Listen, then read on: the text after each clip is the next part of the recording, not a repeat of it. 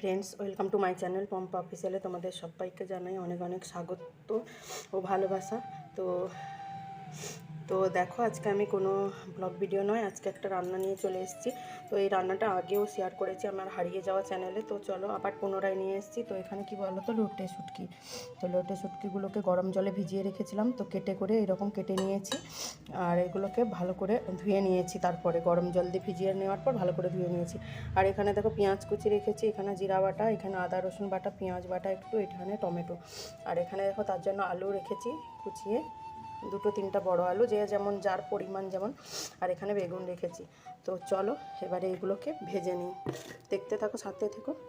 তো বন্ধুরা দেখো, এবারে দেখো মাছগুলোকে ভেজে নিচ্ছি লবণ আর হলুদ দিয়ে। তো ভয়েসটা মিউট করেছি কারণ কড়াই খুন্তির অনেক আওয়াজ শোনা যায়, তাই জন্য। তো ভালো করে ভেজে নিতে হবে, লাল লাল করে, যেমন মাছ ভাজে। খাবে একবার, বানিয়ে খেতে কিন্তু ভীষণ ভালো লাগে। আমি আগে খেতাম না, কিন্তু একবার খেয়েছি তবে থেকে স্বাদ এমন পেয়ে গেছি যে সত্যি কথা, শুটকি মাছ ভীষণ প্রিয় হয়ে গেছে। আর এখানে দেখো বেগুনটাকেও ভেজে নিচ্ছি, আলাদা আলাদা করে সব কিছু ভেজে নিলে কি তাহলে ভালোই হয়, ভাজাটা ভালো হয়। কারণ বেগুন আলুর সঙ্গে দিলেও ভাজাটা ঠিক হয় না। তো বেগুনগুলো লবণ দিয়ে ভেজে নিচ্ছি। আর এখানে দেখো যে বেগুন ভাজা হয়ে গেছে, তো বেগুন ভাজাটা তুলে নিচ্ছি।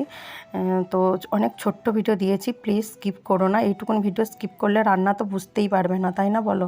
আর এখানে তারপরে দেখো আবার একটু তেল দিয়ে কড়াইতে আলুগুলো ভেজে নিচ্ছি। তো আলুটাও লবণ দিয়ে ভেজে নেব। তো বানিয়ে খাবে একবার তোমরা, সত্যি খুব ভালো লাগবে খেতে। তো আলুটাও ভাজা হয়ে গেছে, চলো আলুটাও ভাজা হয়ে গেছে, তুলে নিচ্ছি। এক হাতে খুন্তি ধরে আর এক হাতে ক্যামেরা করা অনেক কষ্ট, তোমরা সবাই জানো। আর এখানে কড়াই গরম হয়ে গেছে, কড়াইতে তেল দিয়ে একটু গরম হয়ে যেতে পেঁয়াজগুলো কুচিয়ে দিয়ে দিয়েছি। পেঁয়াজ বেটেও দিতে পারো, তবে আমি বাটা পেঁয়াজটা পছন্দ করি না বলে আমি কোচানো পেঁয়াজ দিই। একটুখানি বেটেছি নামমাত্র। তো এই যে দেখো বাটা মশলাগুলো দিয়ে দিচ্ছি, আদা রসুন পেঁয়াজ বাটা। তো দিয়ে মশলাটাকে ভালো করে কষিয়ে নিতে হয়, সেটাও তোমরা সবাই জানো। তো জাস্ট আমি একটু বানালাম বলে তোমাদের সঙ্গে শেয়ার করলাম। তো তোমরা অনেকেই ভালো রান্না করতে জানো, আমি যেমন পারি তেমনই বানালাম। তো মশলাটাকে ভালো করে কষিয়ে নিই, চলো।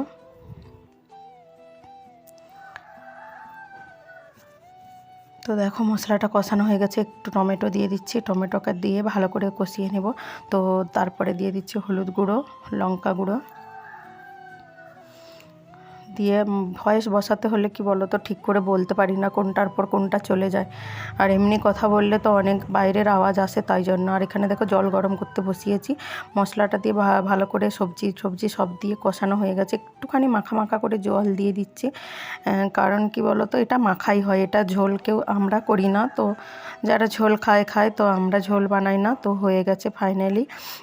তো চলো এরপর রাখছি ভিডিওটা, আবার দেখা হচ্ছে নতুন কোনো ভিডিও।